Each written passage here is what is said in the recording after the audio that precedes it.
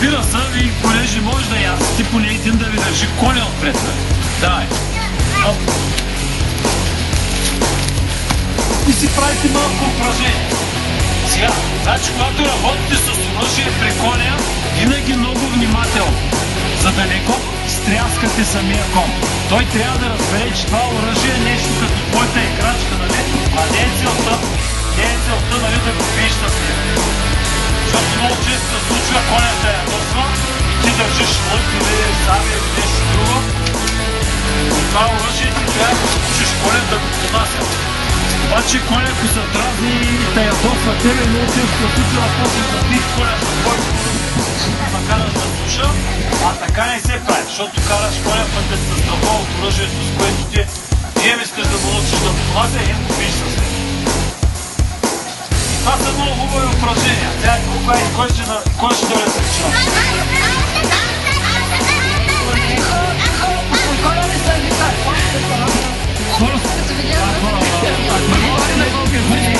Първо се скачаш на корема.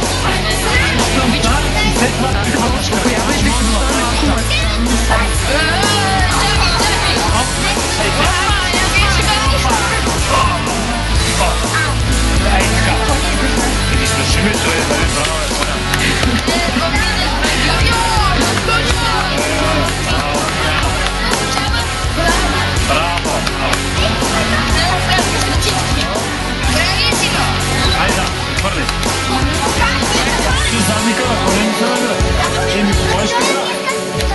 Това може да ползвам за едната игра.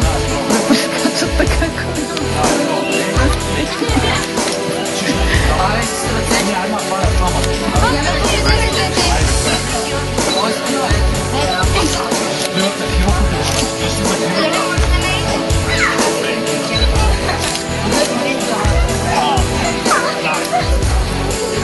така я както си го бушнала и ти така го бушнил, вече не го си. Блъскаш ми гледа? Да. Добре. Дай изкачай от татка, давай следващия. Ти ще ги дигаш, ай, ти си ги закачал, давай, следващия. Айде, бързо да ставай, ти си така че като лезе. Айде, едно, две, три, айде, какво правиш ти, снима? Чисто за мъртви трябва да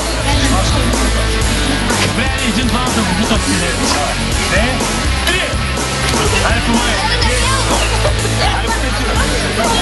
Добре, айде, ще да ни го прехвърлите от другата. Давай следващия. Айде, давай, патката. Само, че държиш коляното и глезена и се натискаш и тикам. Едно, две, три. Мотей. Качи маската. Давай, нещо. Коляното на коня къде? Къде е вашето коляно? Долу. Значи приемаме, че тази става се нарича коляно. Нали те? Защото тази се нарича китка, тази се нарича лакът, това е рамо. Нали те? Ей, това как се нарича? Ей, това. Това е долу е клезен, това е коляно, а това е тазобедрена става. И сега искам да ми ги покажа на коня. Къде е коляното на коня? Ей, тая става. Ей, там, елай ви покажа. Елате тук, защото после ще имаме викторина с такива въпроси. Елате да слушате. Дай, тия младежи да кажат. Кой знае къде е коляното на коня, зови да го покажа. Ела. Елате да слушате. Нищо, добре, ела покажи къде е коляното. Айде, де. Ето тук е коляно. Браво, братца. Има ли други мнения по въпроса? Да не видей го. Сам покажи. Други мнения по въпроса за коляното на коня. Всички мислите, че там е коляното на коня. Върху крака ли? Значи пак повтарям. На този, те си има, всяко си има име за всяка става. Горе-долу. Но това нещо, което на човека му викаме коляно, то къде се намира при конят. И после ще опитам къде е глезена на коня, къде е коляното, къде е тазобедрената става, къде е китката, лаката и рамото. Ще опитам после за всички. При коня по друг начин се наричат тези стави. Видиш ли кон, който прави така? Трък. Ей така, заела е такава постановка на ушите. Да знаете, бягайте колко можете оттам по-бързо. Защото коня, когато се ядоха, като сви ушите назад, като дигни главата, или като почне да върти задника към вас, значи той иска да върти на вълха. И за това, за вас, нали, като сте по-млади такива ездачи, бягайте оттам, извикайте някой по-дърт ездач, да дойде да прави с този кон. А тия, които са по-старите ездачи, трябва да внимават с този кон. Защото той свива ушите, дразни са, обаче ти ако знаеш как да работиш, трябва да се приближиш по-бавно, да го успокоиш и така нататък. Другото, което ви казах вчера, какво беше? А когато са штръкнали, какво има? Когато какво? Са штръкнали. Когато са штръкнали по този начин, означава, че коня му е интересно нещо. Значи той чува някакъв звук и прави така трак и наостря ушите. И плесни, примерно, нататък и... Ако е цей самоклюп, нали си ги... Ето сега, Виктор ще направи звук там, той ли се срабва. Ама той знае, че се занимават и всякакви точно, нали? Той знае, че лагерите ти издават всякакви странни звуки. И затова вече не му прави впечатление. Значи някакъв трябва да е нов. Значи викове, подскачания, крясъци, пищенета, нали, от ваша страна, той вече не ги отразява. Той знае, че ви сте една група тук, които ви казах вчера, е срещу, точно срещу главата на коня никога не заставате по този начин. Първо, защото когато коня реши рязко да чуе някакъв звук и да си вдигне главата, той ще те натъни. Къде ще натъни, вече не е ясно. Много често те натъмва долу от вратичката.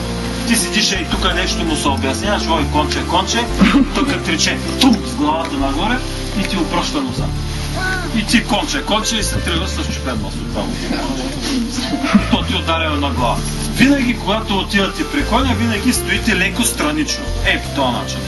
И това не е за да не ви удари само глава, а защото конете виждат, той право напред не вижда по глава. Той вижда малко, тъй странично. Значи сега той вас вижда много добре, тя ги вижда много добре, него малко му е размазан. И от снощи малко ти размазан. Снощи, нали, като се напи малко ти така. Така че, конете виждат леко странично. Затова винаги към коня странично. Не знам, не мога да ти кажа. Аз съм много против трензивите по принцип. То може да се язди без такова нещо, без никакъв проблем. Виж как го язди без нищо. Просто когато ние се занимаваме хората... Нали само по един човек, бе? Чакайте и снимка!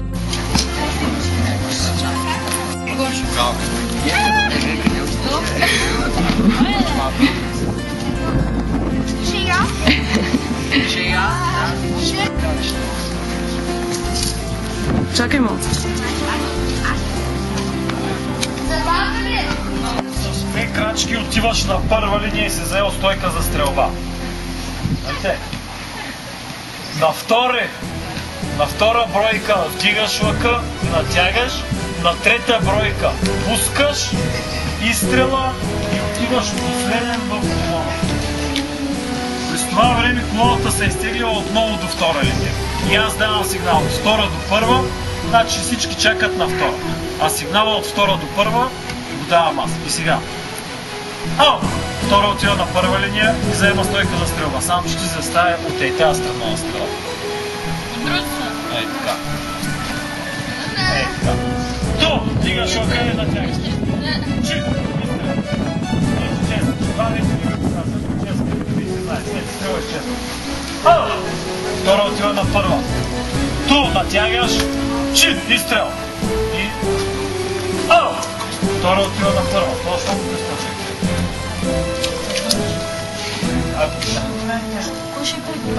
Сега тук много сна.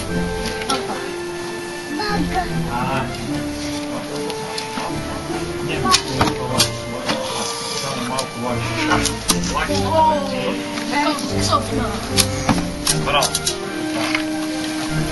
Има едно друго за различното перо на стрелата. То трябва да се очи навън.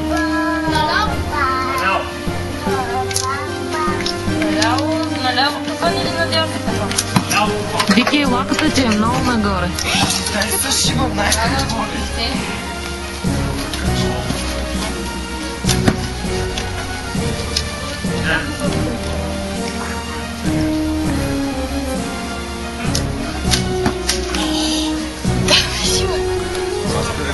Да.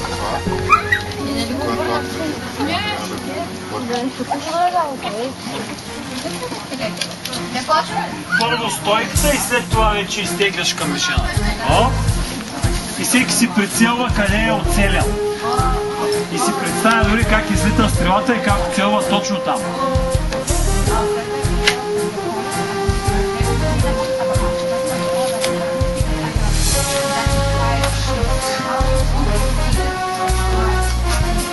Сега, има една кажа да отидат на първа. И сега, всички от втора отиват на първа. Едно, отивате на първа. Само че, две, дигаш лъка и изтегляш. Три, стреляш и отиваш отзад. И от втората линия чакаш. На първа чакаш и отивате на първа. Ау! Втора отива на първа. То, изтегляш. Стреляш и отиваш отзад. Втората чака. Всички са на първа линия. Значи ти сега трябва да си на първа линия да чакаш. Едно. Отиваш на първа. Две. Теглиш.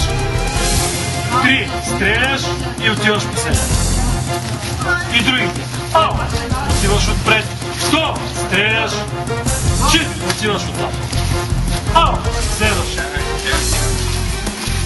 То. Дърпаш. Стреляш и отиваш отзад. Не видях. Кой стреля първата стрела? Странично.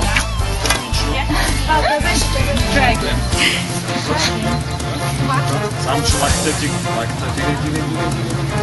Така. Пускай. Браво. И отиваш отзад и стреляш. Сега стрелата от тази страна.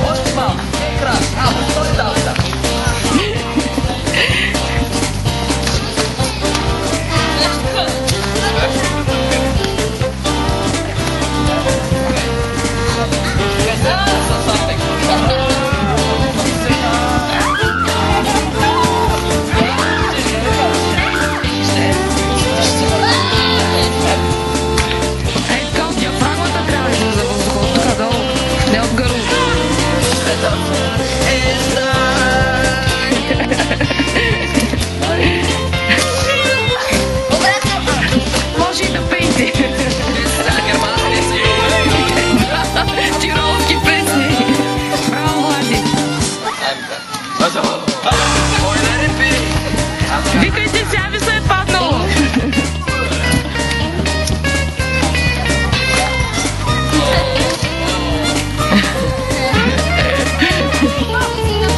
Я не мога. Това млад човек браво. Зачекай последната рода.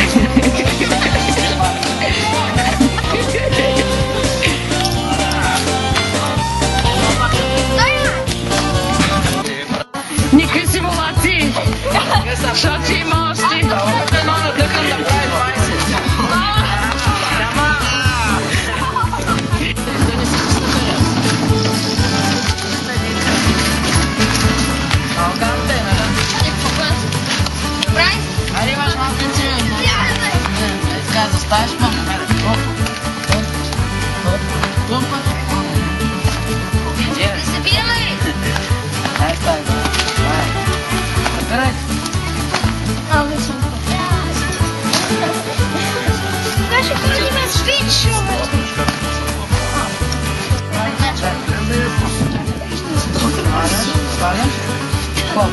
Да, нещо такова, само че виж, ръката трябва да остане надолу.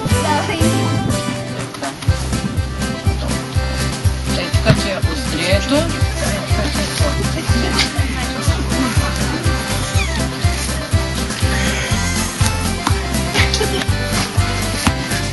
Аз че спях много толкова, но ще ги учиш.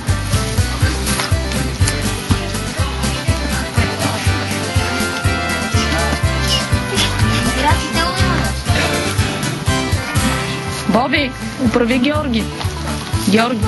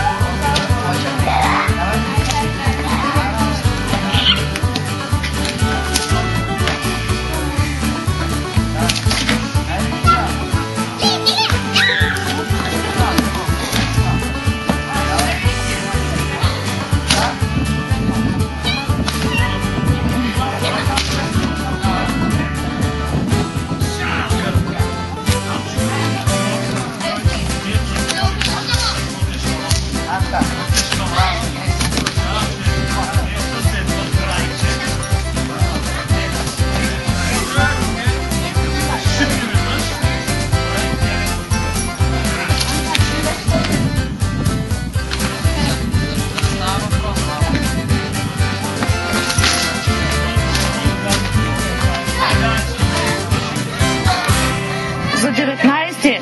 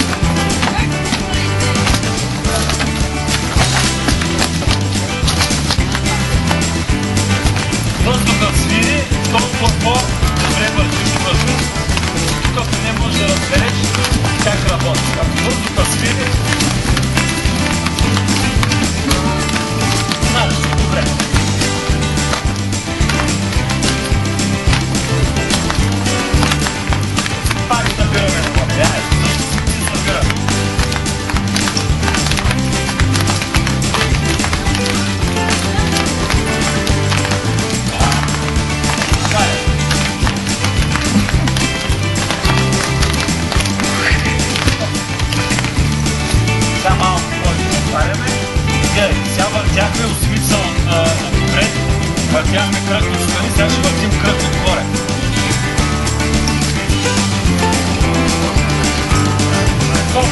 Много се раздалечават, нали? Там може някакви по-нагоре да отиде, там по-камишената може да отиде някой. Тялото въртим кръг отгоре, ще завъртаме заедното с оръжие, значи гледай какво прави. И пак. Так. Да, точно така. Значи посоката, в която гледаме, вие трябва да си решите. Спрете малко.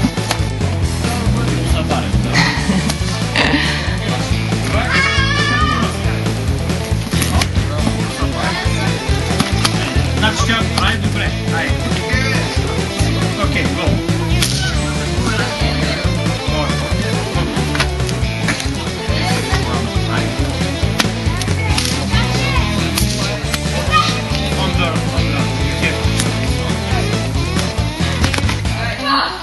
Here.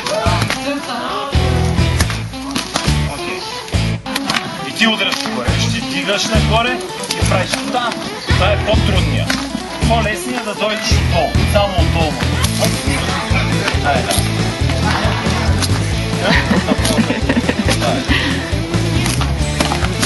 Пак удачно. Добре, браво. Давай пак. Браво. Айде пак.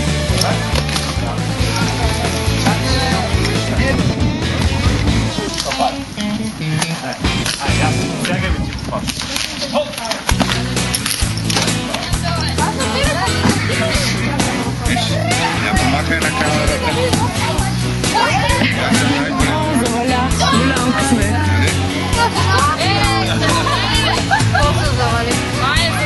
Знам. Някой да има от захар? Има ли някой направен от захар? Ами, ако не завали много силно.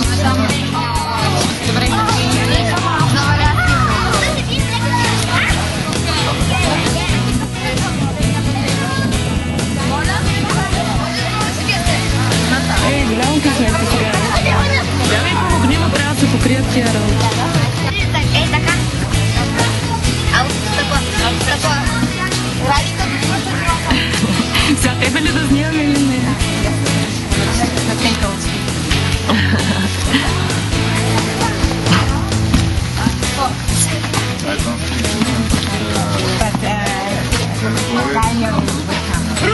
Не, дей боя, не дава.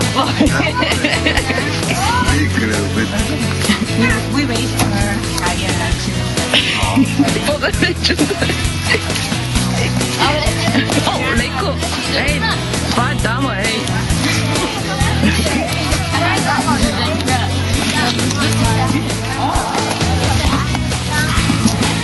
Марти, отиде студено така, обича си една панела.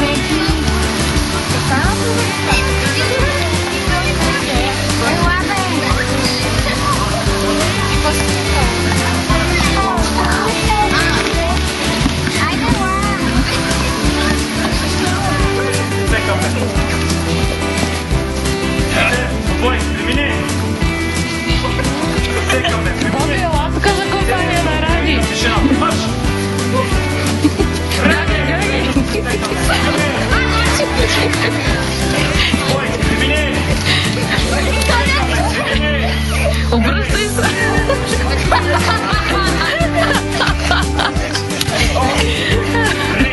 Отначало ръката леко разхвърли, ръцете отпред, пръстите на краката са на една линия, чуй към тясно отпред. Краката са разтворени, широчината на рамене. За много голям културист. Колко са широки раменете, толкова са разтворени краката.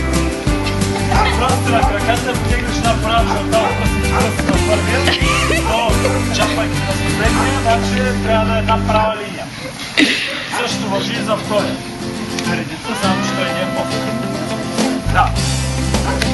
Разстоянието на време да, от едно време може са горе.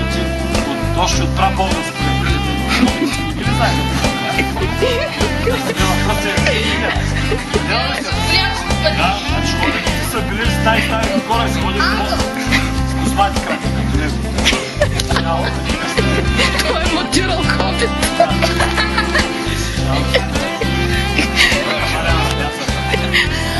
Добре, раш означава ръцете отпред. Добре, означава ръцете отпред. Значи раш е свободно да се отпускаш малко. Добре, се изпъчваш малко, защото се ставаш първо. За такъв сияк. Не се едно си първо опасно. Справяш. Раш е това. Раш означава свободно. Добре. Значи това дето го правиш се нарича алмабал. Имаш ре, означава мирно, раш означава свободно, има една друга команда алмабал, вече не заставаш лице. Това е вече друга команда. Сега няма да, айде сега ще бъде. Ре, мирно, раш, свободно, алмабал. Айде сега да бъде.